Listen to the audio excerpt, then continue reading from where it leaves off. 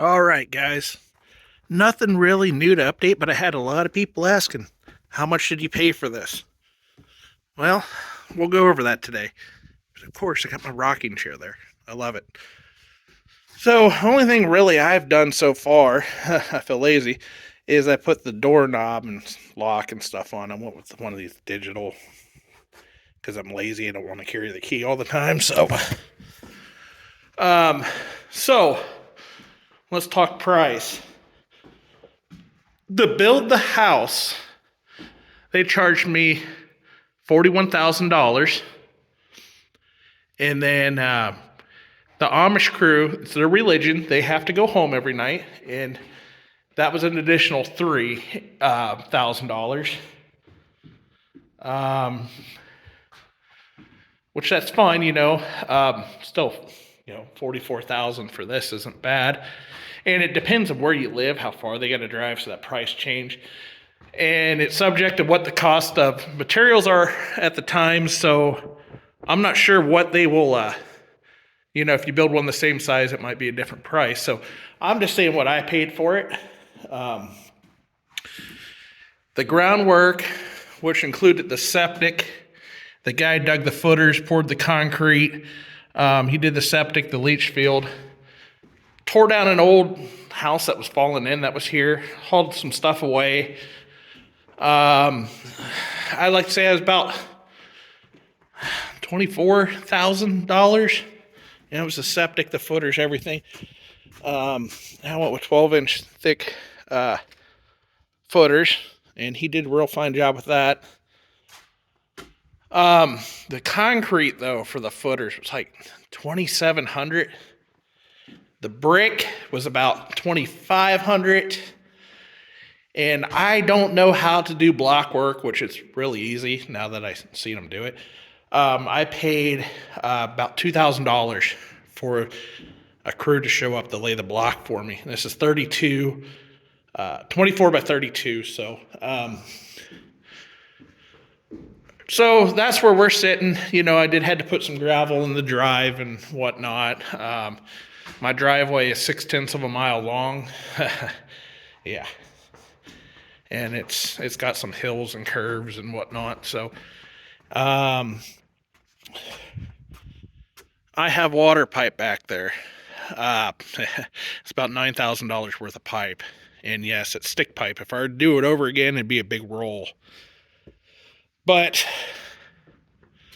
the deal with the water was they put a brand new water line down at the road, which is 6/10 of a mile. They said if I bought the materials, they would more than likely put the line in for me, and they would take over the maintenance and everything on it. So after I hunted and hunted and hunted and found all that pipe, they backed out and said, no, we can't do it. We ran out of money. So I had the pipe, but I don't have water yet. Well, I will, but I have to pay to put it in. And I think that's going to, I think it's like $10,000 or more to have a guy come and lay that. And it's stick pipe. Yes, 2-inch sticks, SDR 25 or something like that. So, to drill a well, there was a well here. It was 200 and some odd feet deep, and they didn't have water. I mean, there was water, it trickled in. The guy built some sort of bucket he could lower down in there, this old house that was here, and he could pull 2 buckets out a day. They didn't have running water. They had an outhouse, yeah. And I talked to a well driller. They would not open up that old well and re-drill it. I'd have to drill a whole new well. They said to hit water, it's going to be 500 some feet deep. You're not guaranteed to hit water, and you don't know the quality of the water you're going to hit. It could be really good, be really high in iron, and then all your clothes are going to be orange. So I was like, well, about for the same price, maybe a little bit more, I can run that pipe down there, and then we're guaranteed, decent water. You got to pay for by the gallon, though. But so right now, that tote is where I get my water.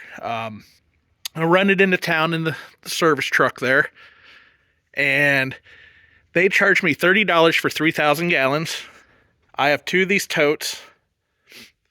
They pencil in, how many gallons you took and subtract it from, the 3,000. And I just run that up here, and that's what I use for water right now. But of course, it's winter time. I don't have electric, so I don't have a heater, like a tank heater to keep it thawed. So that's going to be, it's just, I probably won't have power until like spring or summer. So in West Virginia, you have to put your own meter enclosure on. And it's kind of a pain in the butt, to be honest with you. You got to put the meter on, well, not the meter, but the enclosure, the weatherhead.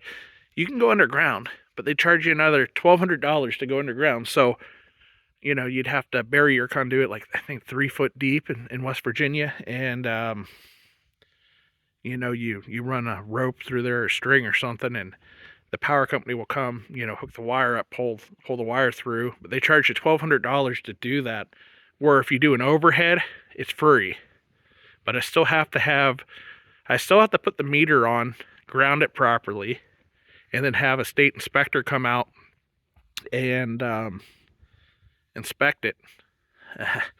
So we're going to test my electrical capabilities. I am fairly good with electric, and electric's one of those things that I highly suggest. If you don't know nothing about, don't do it.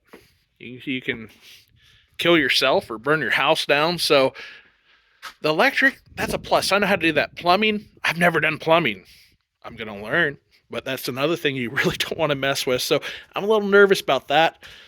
Now, the plumbing isn't going to kill me if I do it wrong. Then again, it could if it gets electric in it, right? But, yeah.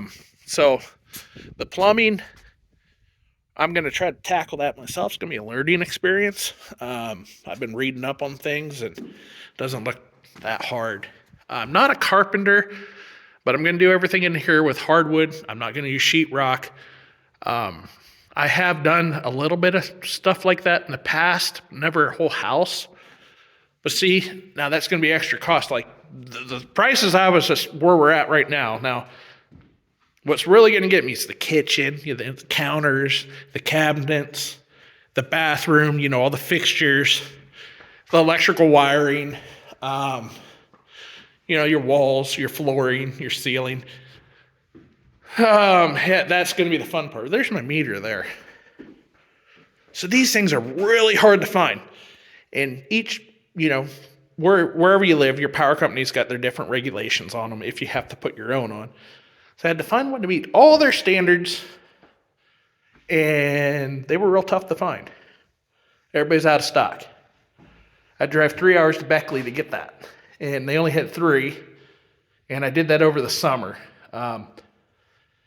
If you look now, you can't find them anywhere. It's crazy. They said there's people that's gone months needing those, and they can't even get power. But here's what we're treating the old house in, and they sell this at Sweet Cabin's, a place that built the cabin.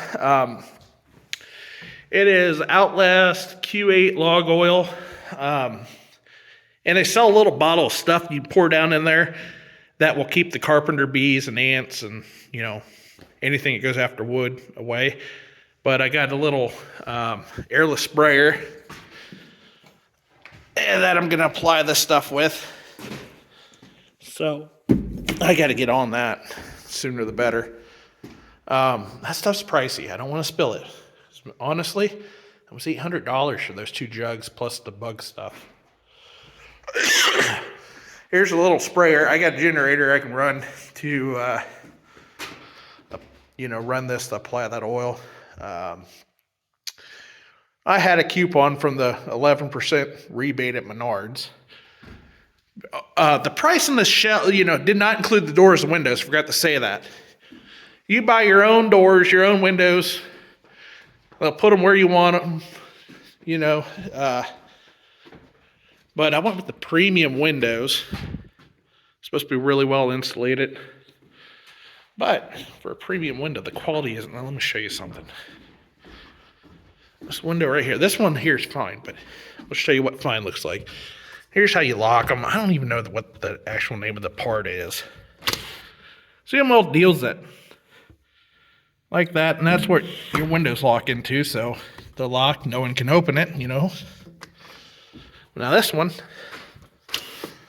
it's broke. It's broke. I just sent the company an email. I'm sure they'll warranty it.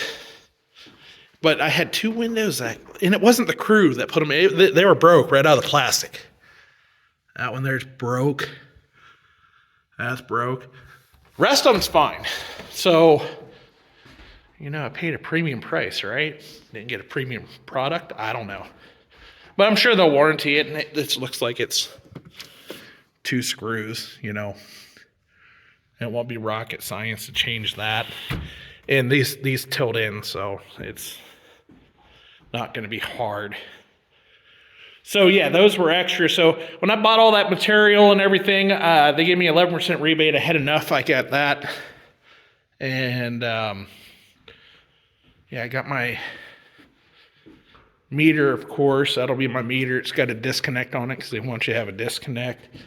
There's my load center, 200 amp home line. Yeah, this is your basic stuff. Got a little bird there.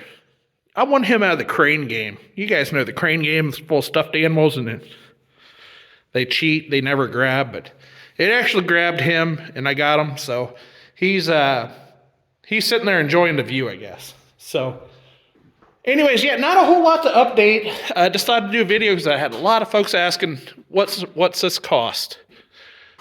The story behind me, I was a trucking company owner-operator.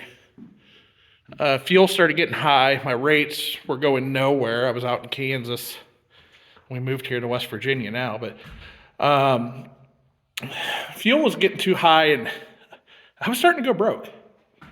So we sold our home. My home was paid for. You know, we worked, got our home paid for. My truck and everything's paid for. Used equipment skyrocketed, so it was a good time I sold. Didn't have no problem selling the trucks, the trailer, you know, stuff like that. And, you know, I got some money there. Got some money selling the house. And that's where I come up with the money. I don't like to borrow money. No one likes to borrow. You guys don't like to borrow money, do you? No. That's what I thought. If you can keep the bank away and try to do, the more you can do yourself, the more money you're going to save. And it's really embarrassing that I didn't know how to do the block work and I didn't want to take the chance. But if I could have done that, it would have saved me $2,000 right there. And I know people do that for a living and they need to make money too, but the more you can do yourself, the more money you're going to save. And then you have the pride of saying, hey, I did this myself. Now, the shell of the house, I wasn't going to tackle that either. But for the price they paid me and how fast they did it, it was kind of a no-brainer. And it's good quality. I mean, it really is. They didn't cut any corners. So, yeah, that's about all I got. So, keep your questions coming. I love answering them. I like reading your guys' comments. I'm surprised how many people started following me. So, thank you so much for that. I'll keep you guys posted. It's, you know, it's going to be a while it's going to be a little bit of a time. So it's going to be one of them things. I'm going to have a bunch of videos. And we're going to turn this into a homestead. We're going to have a garden and, maybe some animals. I don't know, but just, this is the beginning. Hopefully 5 years from now, I can look back at these videos and say, I'm glad I took that risk, because right now there's a camper back there. It's kind of messy, but there's a camper back there. That's where I'm staying. Me and my wife staying. We got a greyhound and a pet raven. Yeah, a pet raven. And we live in a 19-foot camper right now in the wintertime with no electricity, no water. I have a Chinese diesel heater that I'm running to keep the thing warm, and it runs on a 12-volt battery. I do have a generator, so every now and then, I think every 3 days, I fire it up, charge batteries back up, and we're good to go. I replaced all the lights in the camper with LED, so when the voltage gets low, they're still real bright. They don't draw that many watts, so your batteries will hold a charge longer. So anyways, that's all I got today. I might go sit in my rocking chair. I love that sitting there. But yeah, I got to get on this log oil, don't I? So I want to keep this color, because if I don't treat it, starts getting wet and stuff, it's going to turn gray. And it's going to look ugly. So anyways, guys, appreciate y'all watching. We'll catch you in the next one.